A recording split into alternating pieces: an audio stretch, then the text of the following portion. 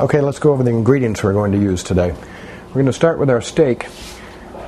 We have a thin steak here, so it'll cook a little bit faster, but you can use a thicker New York or a ribeye in its place, and it'll be just as good. We'll be going to cook this steak with butter, and inside that butter we're going to be putting garlic and rosemary.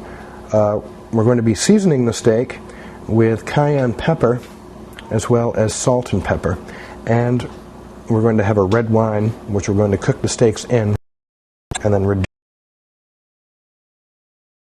Vegetables, we use fava beans. If you can't find fava beans, then you can go ahead and use lima beans, and that'll work just as well.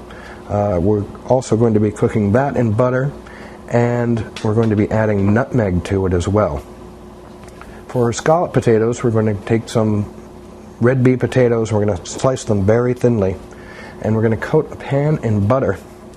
We're going to be using cheese, milk, and flour, and salt, and we're going to be cutting up a little bit of thyme in there, and we're going to finish it off with paprika, and we're going to need some oil as well.